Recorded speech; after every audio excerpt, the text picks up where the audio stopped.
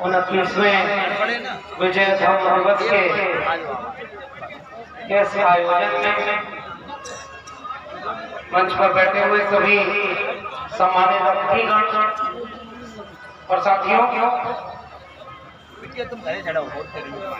आज ये कानपुर की जमीन पर जो कुछ समय पहले तक हम लोग शहरों को किसी नदी के नाम से, पर्वत पहाड़ के नाम से जानते थे, अब जब से चेतना आई है हम शहरों को इस रूप में जानना शुरू कर दिए कि कानपुर पेरियार सिंह यादव और रामस्वरूप वर्मा जी के जरिए इस स्थल को मैं सैल्यूट करता हूँ। और आज ये जो अशोक धम दशमी में इस दिन की अहमियत कि आज के दिन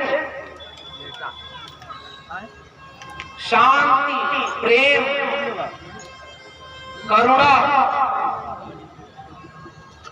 प्रज्ञाशील, सत्य व हिंसा का दुनिया को पाठ पढ़ाने वाले तथागत बुद्ध को याद करते हुए, चाहे सम्राट अशोक हो या बाबा साहब डॉक्टर अम्बेडकर, उन्होंने आज के दिन एक सांस्कृतिक आंदोलन छेड़ा था, इसलिए आज के दिन की इतनी अहमियत है।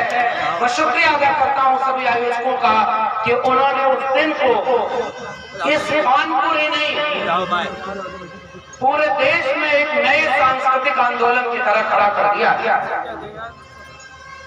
और लगातार श्रावस्ती हम थे, वहां से कानपुर आए। पहले लगता था बचपन में कि हर जगह देवी जागरण ही हो रहा है, पंडाल है, रावण ही फूंका जा रहा है, असत्य पर सत्य की जीत का पाठ पढ़ाया जा रहा है। कानपुर आकर ये पता चला कि इस जगह तो एक समय में रावण की बजाय किसी और को फूंका जा रहा था और जय लंकेश का नारा लग रहा था। आज भी हम जब उस जुलूस में शामिल हुए, मैं तो इन दिलेर लोगों की हिम्मत को सलाम कर रहा हूं कि राम के नाम पर मंदिर बनाना तो बहुत छोटा हो गया, राम के नाम पर अब हत्या भी हो रही हो, ऐसे वक्त में कोई रावण को मानने वाला बड़ी हिम्मत से पूरे शहर में रैली निकाल रहा है, इसलिए मैं आपकी हिम्मत को सैल्यूट कर रहा हूं। और मुझे जब ये वाक्य राम और रावण वाला याद आता है तो इसी कानपुर के थोड़ी सी दूर पर एक ऐसी वीरांगना जिसे जमाने में उसके जुल्म का बदला लेने के एक बड़े काम को नजरअंदाज करके डकैत घोषित कर दिया, वैसी वीरांगना फूलन देवी को याद करता था। और क्यों याद करता हूं? क्योंकि फूलन देवी ने विदेश में जाकर एक जगह एक लाइन जो बहुत महत्वपूर्ण कही थी, वो मुझे आज के दिन याद आ रहा है। वो लाइन थी कि तुम्हारी कथाओं में राम की एक पत्नी सीता को रावण एक उठा कर ले गया, और तुम्हारी कथाएं कहती हैं कि उसने कोई गलत काम भी नहीं किया, और हर साल उस रावण का पुतला जलाते हो, और हमारे जैसी महिला के साथ इस समाज ने इतना अमानवीय अन्याय किया, बलात्कार किया, पूरे गांव ने तमाशा देखा, कोई मदद करने नहीं आया। जब मैंने अपनी इज्जत आबरू के लिए बदला लिया तो मुझे डकैत कहते हो, ये कैसा दोहरा चरित्र आपका? और इसलिए एक नए विमर्श में हम खड़े हैं कि आज कुछ लोग हैं इस देश में, ये मालाएं, फूल, ये बगीचे तब अच्छे लगते हैं जब कई रंगों के होते हैं। और आप तो जिस बुद्ध की बात करते हैं, उनका झंडा भी पंचशील का है, मल्टी कलर का है, उसमें सबको शामिल किया गया है। मैं जब देखता हूँ झंडे को नीले सफेद के साथ कैसे वो बुद्ध के चीवर का रंग है, वो सब मिलकर इंसानियत का एक मुकम्मल गुलदस्ता बनता है। मगर अफसोस कि हम ऐसे मुल्क में रह रहे हैं कि आज कुछ लोग हैं वो नादान पूरे बगीचे को एक रंग में रंग देना चाहता है और वो ये बढ़ा रहे हैं इस देश को। और अब तो उनकी सत्ता भी है कि ये देश पूरा राममय है। इस देश में सब लोग राम को मानने वाले हैं, सब रावण विरोधी हैं। और ऐसे वक्त में जब मैं इतिहास पढ़ रहा था तो मुझे एक बड़ा दिलचस्प वाकया नजर आया। कानपुर के लोगों को आपके यहाँ इतिहास में ये पता चल रहा है कि रावण का मंदिर है कि नहीं? मैं अगर गूगल गलत कह रहा हूं तो बताइए। कानपुर में रावण का मंदिर, बेसरक उत्तर प्रदेश में रावण का मंदिर, मंडोर राजस्थान में रावण का मंदिर, मंदसौर मध्य प्रदेश में रावण का मंदिर, विदिशा मध्य प्रदेश में रावण का मंदिर, काकीनाडा आंध्र प्रदेश में रावण का मंदिर और उत्तर प्रदेश में नोएडा की तरफ एक जगह है, वहां तो कहा जाता है रावण के वंशज ही निवास करते थे और वहां बड़ा सा रावण का मंदिर है। दक्षिण से लेकर उत्तर में इन नमूनों को पता ही नहीं कि इस देश में सब रावण को मानने वाले नहीं, कुछ रावण को मानने वाले भी लोग। और वैसे ही लोग कुछ हिम्मत आज भी कर रहे हैं। देखिए भाई, मुझसे पूछेंगे तो मैं तो एक सवाल पूछूंगा कि अगर मैं राम को नहीं मानता तो रावण को कैसे मानूंगा? ये बातें बोल धीरज भाई ने इशारा तो कर ही दिया, इसलिए मुझे पता नहीं, मैं नहीं मानता इन सबको। लेकिन अगर आप मान रहे हो तो मुझे इतना सुकून मिल रहा है कि चलो आप एक तरह से उसको चैलेंज कर रहे हो। और मुझे तो आयोजकों ने, डॉक्टर साहब ने, बहुत सारे लोगों ने बताया कि कुछ दिन पहले जब यहाँ उनके देवी देवताओं का पुतला दहन किया जाता था, उधर रावण जल रहा है, इधर राम जल रहा है, बड़ा विवाद हुआ। तब तय हुआ कि रावण जलना बंद होगा तब राम जलना भी बंद हो जाएगा और तब के समय नए रूप में ये कार्यक्रम हो रहा है। तो बड़ी लड़ाई लड़ी गई और बड़ी लड़ाई लड़ी जानी है। इसलिए सत्य की जीत असत्य पर ये रामनवमी नहीं, मुझे तो एक साजिश नजर आ रही। जो बुद्ध का इतिहास, जो अशोक का इतिहास, जो डॉक्टर अम्बेडकर का इतिहास है, उसके ऊपर कैसे धर्म का इतिहास रख दिया जाए।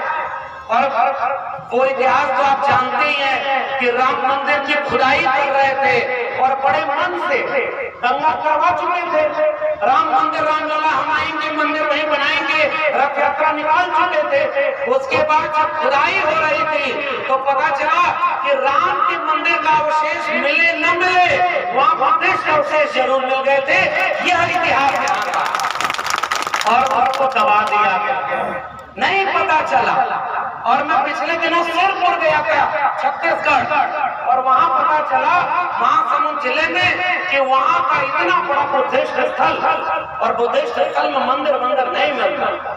आपने तो साहब मौका देखकर हमसे भी 22 प्रतिज्ञाएं करवा ही ली और ठीक बात है कि हमने करी है, लेकिन ईमानदारी से कबूल कर रहा हूं भाई, हम जिनकी बात करते हैं ना वो बहुत मजबूत लोग हैं, बहुत ताकतवर लोग हैं और हम अभी बहुत कमजोर लोग हैं।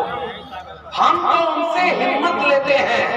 डॉक्टर अम्बेडकर जब ये 22 प्रतिज्ञाएं कर रहे होंगे तो वह संकल्प लेकर एक आंदोलन को जन्म दे रहे थे। मुझे पता नहीं कि मैं उन सारी 22 प्रतिज्ञाओं को कितना अपनाऊंगा, लेकिन हाँ, आज के दिन जब आपने प्रतिज्ञा दिलवाती है तो उससे पीछे हटने का तो कोई सवाल ही नहीं। और नास्तिक तो पहले से ही है भाई, नास्तिक तो हमारे घर में कोई देवी देवता का तो मंदिर पूजा पाठ होता ही नहीं था। हमारे यहाँ निर्गुण पंथ के एक बाबा थे जो कबीर की परंपरा के थे, और कबीर की परंपरा के होने के नाते मेरी माँ ने कभी कोई पाखंड का व्रत उपवास रखा ही नहीं। मेरे घर में किसी देवी देवता की तस्वीर ही नहीं थी। और मेरे पिताजी प्योर कॉमरेड, जो वामपंथी आंदोलन, समाजवादी आंदोलन से निकले थे, जो इस देश में हमारे यहाँ जो कबीरपंथी बाबा थे उनको भी नहीं मानते थे। वो कहते थे देखो इस दुनिया में इंसान सब बराबर है, केवल दो ही चीज है, एक लुटेरे लोग हैं और एक मेरे लोग हैं। हमें वर्ग संघर्ष को खत्म करना है। और उनके कमरे में 2 तस्वीरें होती थी डॉक्टर अम्बेडकर के साथ कार्ल मार्क्स और भगत सिंह की तस्वीर बता रहा हूँ, ठीक है बात। तो हमें तो विरासत में नास्तिकता मिली है, तो नास्तिक तो हम देखो पहले और राम और इन सब में विश्वास रहा नहीं। मैं तो कई बार सोचता हूँ, अयोध्या में बोल दिया था, कानपुर वालों जब आपने इतनी हिम्मत दी तो फिर से बोल रहा हूँ, मेरे मन में सवाल है और बिल्कुल सही सवाल है। कल मैंने मंच पर सुना भी कि अगर एक अंग किसी बच्चे का गलत निकल जाए पैदा होते समय तो उसको देख करके कहते हैं कोई भूत प्रेत की छाया है। आज हाथ वाले को अगर पूछ रहे हो, सामने कोई ऐसा व्यक्ति आ जाए जिसके आज हाथ है तो पूजा करोगे कि भागोगे झोला उठाकर? मैं नहीं जानता कि इसमें भी आपकी धार्मिक भावना हाथ होगी। मैं तो सवाल पूछ रहा हूँ और ये सवाल पूछने का हुनर हमें बिरसा फुले अम्बेडकर और पेरियार से मिला। जब हमारे ज्योतिबा फुले पूछते थे कि अगर गुलामगिरी में वो लिख रहे हैं कि ब्रह्मा के अगर 4 मुंह थे तो वो स्तनपान किस मुंह से करते थे? मुंह से बच्चा अगर पैदा होता है तो गर्भ कहाँ ठहरता है? अरे भाई हम तो इतनी हिम्मत वाले हैं। और सही बात है, आज अगर महात्मा फुले होते तो मारा का पत्थर उस समय में लोगों ने घर से निकाला था। आज ज्योतिबा फुले होते और उत्तर प्रदेश में होते तो उनके घर पर बुलडोजर चलवा दिया गया होता, उनके ऊपर एनएसए लगाकर जेल में डाल दिया गया होता। लेकिन नीरज भाई ने बड़ी अच्छी बात कही है, वो फिर से याद दिला रहा। हमारे लोग भावावेश में आकर कई बार धर्म का विरोध इस तरह कर रहे हैं कि उन जालिमों को बहाना मिल जा रहा है कि वो आपको जेल में डाल रहा है। भाई आपको बचाने रोज कोई नहीं आएगा। हम भी ये बात कह रहे हैं। मैंने अभी जो बात कही, मैंने किसकी किताब का रेफरेंस दिया? महात्मा ज्योतिराव गोविंदराव फुले की गुलामगिरी। पेरियार को, डॉक्टर अम्बेडकर को, फुले को, साहू जी को, ललित सिंह यादव को और आरजक संघ के महामना रामस्वरूप वर्मा को अगर पढ़ो, कोई आलोचना करनी हो तो अपने हमें आग में कूदने की जरूरत नहीं। हमारे पुरखों ने आंख में आंख डालकर कितना उनका छेड़छाड़ कर दिया है कि उनकी ही बात आगे बढ़ा दो, आपको कोई जेल में डालने वाला नहीं। आप समझिए इसको। उन्हें विरोध करना है तो करें डॉक्टर अम्बेडकर का विरोध। अरे भाई कोशिश तो की थी डॉक्टर अम्बेडकर को आजादी के बाद जमीन में दफन कर दिया जाए, लेकिन वो वैसे बीज जो खेतों में ऐसे फेंक दिए जाते हैं उनको यह देख करके कि उग न जाए, जमीन फोड़ कर वो अपनी बात सामने लाते हैं। और आज देश भर में, वहां सावित्री से लेकर के कानपुर में मैं देख रहा था कि मेला लगा हुआ है। जो बुद्ध को याद करने वाले लोग हैं, जो अम्बेडकर को याद करने वाले लोग हैं, वो अपने बीज को पौधे के रूप में बढ़ता हुआ देख रहे हैं। ये इतिहास तो बदल रहा है। फिर उनकी वोट लेकर आप कोई बात करिए, खुद अपने मुंह से ये बात मत करिएगा। ये नंबर 1 बात। इसलिए जो 22 प्रतिज्ञा है, मुझे पता नहीं क्यों ऐसा लग रहा है कि मैं उसी पर बोलूं। पाखंडवाद का विरोध, ईश्वरवाद का विरोध, और मुझे ये लगता है कि पाखंड के विरोध की विरासत हमें मिलेगी। आप वोट करिए तथागत बुद्ध को। मेरे लिए बुद्ध का दीक्षा लेने का मतलब ये नहीं है कि मैं लोगों से ये कहूं कि मैंने धर्म परिवर्तन करा लिया। इसकी जरूरत भी मुझे महसूस नहीं होती है। जिस दिन मुझे ये इल्हाम हुआ कि मैं किसी भी किस्म के ईश्वर को नहीं मानता, मुझे महसूस हुआ कि मैंने अपने भीतर थोड़े से बुद्ध को जिंदा कर लिया है, क्योंकि बुद्ध ईश्वर को नहीं मानते। मेरे लिए बुद्ध होने का मतलब एक विचार का होना। मेरे लिए बुद्ध का मतलब यह है कि किसी के बुद्ध से पूछा, किसी ने, बंदे साहब लोग बैठे हुए हैं, हमसे ज्यादा जानने वाले लोग हैं, मगर मुझे जो बुद्ध नजर आते हैं वो आपके सामने रख रहा। उनसे पूछा किसी ने कि आपके बाद लोग आपके उपदेश को कौन सी बात को याद करेंगे? बुद्ध ने कहा कि बुद्ध ने कहा हो इसलिए सच मत मान लेना, किसी किताब में लिखा हो तो सच मत मान लेना, कुछ लोग या ढेर सारे लोग कहते हो तो सच मत मान लेना, तुम्हें जो सच लगे उसे सच मानना। अब अतीतो भाव उस तर्क और वैज्ञानिकता के दृष्टिकोण का नाम है तथागत बुद्ध। इसलिए मैं अपने अंदर थोड़ा सा बुद्ध को जीता, इसलिए मैं किसी देवी देवता या किसी भी व्यक्ति के सामने झुकने की बजाय तर्क और विवेक के सामने झुकने की बात करता। और इसलिए वो 22 प्रतिज्ञाएं मुझे अंदर से हिम्मत देते। कुछ चारित्रिक गड़बड़, कुछ सामाजिक चीजें, उनसे हमें लड़ना होगा। अब जैसे उसमें कहा मैं झूठ नहीं बोलता, अब मान लीजिए आपने कहा कि आपको साफ आना ही आना है और मैं फंसा हूं कहीं, तो मैं थोड़ा सा कह दिया कि मेरी तबीयत ठीक नहीं है तो मैं क्या कर रहा हूँ। सच बात तो ये है कि मैं झूठ बोल रहा हूँ, ये बात है ना। इसलिए मैं इस मंच पर जो प्रतिज्ञा लिया हूँ, मैं कतई ये नहीं कह रहा कि मैं उसे जी रहा हूँ। मैं ये भरोसा खुद को दिलाना चाहता हूँ कि मुझे इतनी हिम्मत मिले कि मैं ताऊं उसे जीने की कोशिश करूं, ताकि यह महसूस हो कि हमने झूठ, अन्याय, अत्याचार इन सब पर काबू पाने की कोशिश की। और पाखंडवाद साहब केवल दूसरे का नहीं, अपनों का भी होता है। नीरज ने इशारा कर दिया, इसलिए उस पर ज्यादा नहीं जा रहा। और पाखंडवाद क्या है, कैसे है, मैं 2-3 बातें कह के अपनी बात खत्म करूंगा। पहली बात, सांस्कृतिक आंदोलन 2 तरह का इस देश में सकल राम में सब जग जानी नहीं है।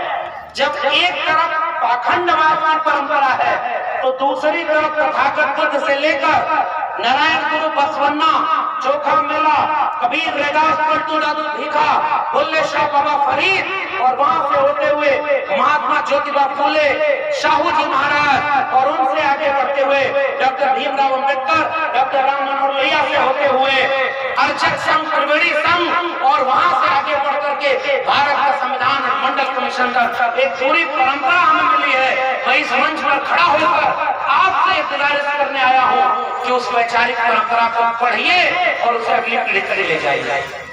ये सबसे जरूरी काम है, अपनी जड़ों को पहचानना। गमले में लगे पौधों की हिफाजत करनी पड़ती है। जो पौधे जमीन में लगे होते हैं उनकी जड़ें अपने आप फैलती हैं। कानपुर से फैलती हुई जड़ कभी पेरियार ललाई सिंह को महसूस करेगी। बलिदान सिंह का होते सुना, बकरे बलिवेदी पर लाए गए, न काटे टेढ़े पातक गए, सीधों पर आरे चलाए गए, विषधारी को दूध पिलाया गया, केचुए कटिया में फंसाए गए और बलवान का बाल बाका भया, बलहीन सदा तरपाए गए। वो जड़ कहीं पेरियार ललाई सिंह तक जाएगी, वो जड़ कहीं महामना रामस्वरूप वर्मा तक जाएगी। वो महामना रामस्वरूप वर्मा जिन्होंने इसी उत्तर प्रदेश के सदन में वहां एक अपील गुजारिश की कि ऐसे रामचरितमानस का जो जातिवाद को बढ़ावा देता है, मनुस्मृति के आधार पर है, उस रामचरितमानस के रचयिता तुलसी की जयंती नहीं मनाई जानी चाहिए। और उन्होंने मनुस्मृति का दहन करवाया और आपको त्योहार दिया। अर्चक संघ वो कहता है कि जो अर्जित करके खाए वो अर्चक है, जो श्रम करके खाए वो श्रमजीवी है। बाबू जगदेव प्रसाद कुशवाहा और वहां से लेकर चौधरी छोटू राम, आपके पास विरासत है साहब, दबने की जरूरत नहीं है। आप जब कह रहे हैं कि महा चक्रवर्ती सम्राट अशोक जब आपकी वैचारिक जड़ों के हैं तो आप गुलाम नहीं, आप तो शासक हो। ये आज आपका गुलाम बना दिया गया है। आओ आज के दिन संकल्प लो कि इस मुल्क पर हम 90% लोगों का शासन होगा, तब आपका अशोक को याद करना चाहिए। वरना, और एक बात और मैं इस मन से कहना चाहता, एक तरफ आप कहेंगे कि सम्राट अशोक शासक वर्ग के हैं और दूसरी तरफ आज ओबीसी को समझाने जाएंगे कि वो शूद्र है। जैसे अभी नीरज भाई ने तो बड़ी कठिन बात कह दी कि कुछ लोग जय भीम भी बोलते हैं और गुजरते हुए थोड़ा सा गर्दन को झुकी जाता है कि इस साल मेरे बेटे का एडमिशन होना है, हे माता अगर एडमिशन हो जाए तो ठीक रहता। मेरा एक दोस्त था, वो हमारे साथ पढ़ने जब इलाहाबाद विश्वविद्यालय जाता था तो जितने मंदिर पढ़ते थे सबके सामने झुक करके ऐसे ऐसे करता था। एक जगह झुक कर ऐसे किया तो मैंने कहा कि भाई रुको, ये मंदिर नहीं ट्रांसफार्मर है, इसके सामने में तुम झुक गए, तो झेप गया। ऐसे भी होता हमारे यहाँ का, वो सारे देवी देवता को मानते हैं। अभी लेकिन एक बात कहना चाहता, अगर आप किसी जय भीम बोलने वाले को चढ़ाएंगे, किसी ओबीसी को चढ़ाएंगे कि तुम तो पाखंडी हो, तो वो अगली बार आपकी सभा में आना छोड़ देगा, क्योंकि धर्म ने आपको कमजोर बनाया। धर्म कमजोर बनाता, जो अभीष्ट की इच्छा और अनिष्ट से रक्षा हुई तो धर्म कल्चर धीरे धीरे जाता है। इसलिए कोई जबरदस्ती शूद्र बनाए, मैं उसके विपक्ष में नहीं, क्योंकि मुझे याद आता है सम्राट अशोक का सम्राट होना, मुझे याद आता है पूरा मौर्य वंश, बाल गुर्जर वंश और वहां से लेकर नागपुर, बाबा साहब ने नागपुर को क्यों चुना था इसका भी कभी आपको पता है ना? वो नागवंशी शासक कौन लोग थे? और वहां से लेकर के पूरे देश में किसान, कमेरा और श्रमजीवी लोगों ने इस मुल्क को हुकूमत की, मगर कुछ लोग जो परजीवी थे वो बीच बीच में आपको गुलाम बनाते रहे। और उन्हीं गुलामी की कल्चर, संस्कृति को धीरे धीरे देखिए, पहले के जमाने में यूपी बिहार में गणेश पूजा नहीं होती थी, अब तो गणेश को भी पैसा देकर पुजवाया जा रहा है, कल्चर आपका मिटाया जा रहा है। इसलिए आज के दिन पहली गुजारिश, मेरी अपील है, नौजवानों को समझाइए, घर में किताबें रखिए। और मैं बिल्कुल सहमत हूँ कि फूल माला पर पैसा खर्च मत करिए। ये फूल माला आज और कल जाते जाते सूख जाएंगे, किताबें पाउंड भरी रहेंगी, हमें किताबें भेंट करिए, हम और खुश होंगे। इन फूल मालाओं से हमारा कोई मतलब नहीं, किताबें काम दिलाएंगे। और इसलिए डॉक्टर अम्बेडकर ने किताब की बात कही, कलम और किताब की लड़ाई, और पाखंड की लड़ाई, उस पाखंड की लड़ाई तभी लड़ी जाएगी जब आप ताकतवर होंगे कलम और किताब। जो कमजोर है, जो शिक्षित नहीं है, उसको हम चाहते हैं कि तुरंत वो धर्म छोड़ दे। जो धर्म छुड़ाएगा उसको वो अपना भगवान मान लेगा। माफ करिए, आप तथागत बुद्ध को भगवान कहते हैं, हो सकता है आपका अर्थ अलग हो, मंत्री साहब लोग हैं वो इसकी व्याख्या करेंगे, लेकिन मुझे ऐसा लगता है कि रिप्लेस करके अगर किसी और को बिठा दिया तो साहब बदलाव क्या आया। इसलिए भारतीय जनमानस उत्सव धर्मी है। मैं तो बधाई दूंगा इस आयोजन को, जिन्होंने विजयदशमी, धम्मदशमी को उत्सव की तरह मनाया।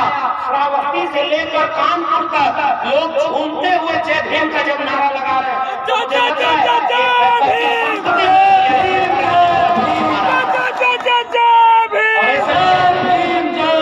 लड़ाई को आगे ले जाने का मकसद ये है कि हम जय भीम का नारा लगाएं, फूले पेरियार के मिशन को आगे बढ़ाने की बात करें, और बिना पाखंडवाद के विरोध के। लेकिन पाखंडवाद काम कैसे करता है? एक छोटी सी बात बताऊं, टीवी पर विज्ञापन देखते हैं ना, आजकल तो 2-3 सिनेमा के बड़े बड़े हीरो गुटखा का प्रचार करते हैं, जानते हैं? गुटखा का, ये खाओ, इसमें केसर मिला है, तो इसमें अमृत मिला है, किसी में स्वर्ण भस्म मिला है। आप जाकर पूछो कि वो हीरो खुद गुटखा खाते हैं क्या? पूछिए ना, उनके बेटे बेटे गुटखा खाते हैं क्या? करोड़ों रुपए का ऐड लेकर वो गुटखा का प्रचार करके अरबों रुपए का व्यापार आपके बच्चों को गुटखा खिलाकर बेचे। अब गुटखे को हटाइए और एक गुटखा ले आइए पाखंड का। पुजारी आएगा, कथा सुनाएगा और आपसे कहेगा कि तुम्हारा ग्रह दशा ठीक नहीं, तुम्हारे बच्चे को नौकरी नहीं, तुम्हारे घर में कुछ नहीं। उस पुजारी से पूछिए, आप अपने धर्म को बचाने के लिए जब हमारे बच्चों को कहते हो कि 80% हिंदुओं तुम खतरे में हो, हिंदू धर्म खतरे में है, तुम्हारा मंदिर खतरे में है, तो ये जो गृह मंत्री बना है उसका बेटा बीसीसीआई का चेयरमैन क्यों बना है? वो हिंदू महासभा के आगे आगे जाकर धर्म को बचाने के लिए बंदूक और तलवार लड़ा क्यों नहीं? आपका मतलब पहचानते हैं कि नहीं उसको? किसका नाम ले रहा हूं? नाम लेने का जरूरत नहीं। गृह मंत्री है ना, उसका बेटा क्या है? करोड़ों रुपए का बिजनेस कर रहा है और बीसीसीआई का चेयरमैन है। जितने हिंदूवादी नेता हैं, जितने ये सारे लोग हैं, उनके सारे लोगों के बच्चे विदेश में पढ़ने जाते हैं, और हिंदू धर्म बचाने वालों के बच्चे प्राइमरी स्कूल में पढ़ने जाते हैं, जहाँ मिड डे मील में कभी छिपकली तो कभी रोटी और दूध मिलता है। आपके बच्चे उनके बच्चों से कितने अलग अलग बात पहचान रहे हैं? और इसलिए शिक्षा बर्बाद कर दी गई। मैं दिल्ली विश्वविद्यालय का एक टेम्परेरी प्रोफेसर हूँ, ठेके पर प्रोफेसर, और वो भी भारत का संविधान और मंडल कमीशन ना होता तो वहां तक पहुंच भी ना पाता। लेकिन एक बात साफ साफ बताऊं कानपुर वालों, जिस सीढ़ी से चलकर हम लोग वहां तक पहुंचे थे ना, उस सीढ़ी को नीचे से आग लगा दी गई है, और आपके घरों के बच्चे और DU, JNU, जामिया पढ़ने नहीं जाएंगे, वो आप किसी न किसी कर्मकांड में शामिल हो जाएंगे। इसलिए बचाइए, अगर शिक्षा बचा सकते हैं तो बचाइए, डिग्री वाली नहीं, चेतना वाली। चेतना वाली कौन सी शिक्षा? जो शेरनी का दूध हो, जिसे जो पिए वो दहाड़े उस शिक्षा की जरूरत हमारे समाज को। और अगर शिक्षा नहीं बची तो पाखंडवाद से नहीं लड़ पाएगा। पाखंडवाद से लड़ने के लिए विरासत जानना पड़ेगा ना। बिरसा, फूले, अम्बेडकर, पेरियार की विरासत, कबीर की विरासत, और उस विरासत में वो साफ दिख रहा है मुझे भारत। और यही मैं, जैसे मैंने शुरू में कहा ना कि केवल राममय नहीं है, यहाँ रावण की पूजा भी इस देश में हो रही है। उसी तरह से एक भारत नहीं है, एक दूसरा भारत भी है जो 90% बहुजनों का भारत है। वो हमारा भारत है। और हम कौन लोग हैं? हमारे हाथों में श्रम कर इस देश को, दुनिया को रहने लायक बनाया है। और इसलिए क्रांतिकारी आंदोलनों का गीत है, हम मेहनत कश जगवालों से जब अपना हिस्सा मांगेंगे, एक खेत नहीं, एक गांव नहीं, हम सारी दुनिया मांगेंगे, वो हमारा इतिहास है। मगर आज आपके ऊपर राज कौन कर रहा है? क्यों? क्योंकि आप बट गए हैं। अब मेहनत कश जातियों में बट गया।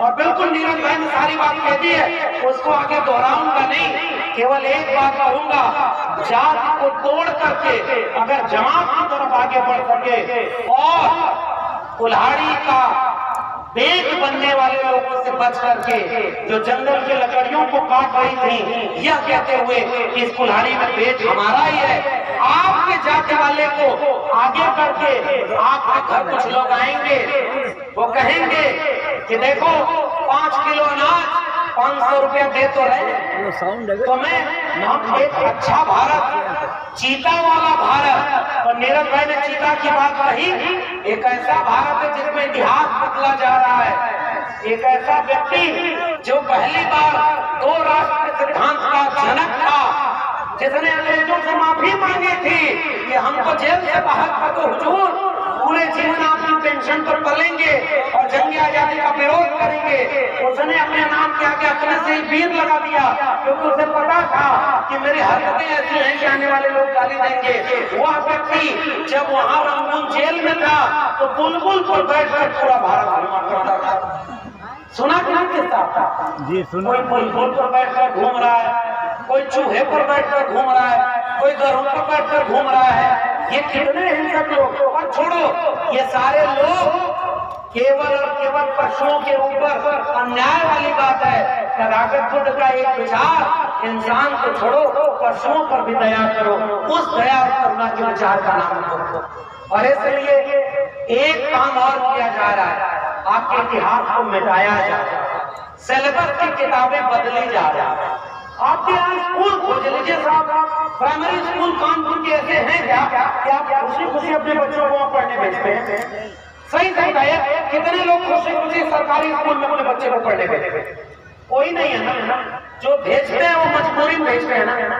अगर आपकी जेब में पैसा होता तो किसी महंगे स्कूल में अपने बच्चे को पढ़ाते हैं।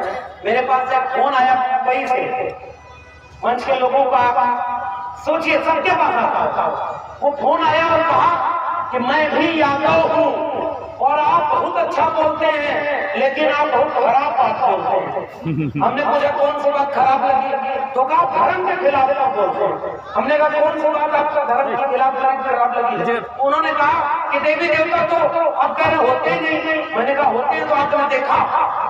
मैं अपने क्लास के विद्यार्थियों से पूछता हूँ कि भूत होते हैं? तो कहते हाँ साहब होते हैं। तो कहा कैसे होते हैं? हमारे दादा एक बार भूत को पटक कर मारे थे, हम उन्होंने देखा था। आप लोगों में तो किसी ने भूत को देखा है? भगवान को देखा है? मैंने जब उन बच्चों से पूछा कि जब तुमने खुद देखा नहीं तो कैसे मान लिया? और एक बात बताओ, तुमसे अगर कहा जाए कि तुम आंख बंद करके सोचो भूख लगी हो कि तुम खाना खा लिए तो पेट भर जाएगा क्या? वो एक आदमी ट्रेन में जा रहा था, उसका छोटा सा बच्चा था, ट्रेन में वो बच्चा सामने कोई मिठाई खा रहा था, तो वो नाराज होकर कह रहा हमको भी मिठाई चाहिए। अब मालिक पिता कहा कि अब ट्रेन में मिठाई कहाँ से देंगे? तो पिता बड़ा चालाक था, उसने कहा बेटा आंख बंद करो और मन में मिठाई खा लो। बेटा आंख बंद किया, मन में मिठाई खा लिया।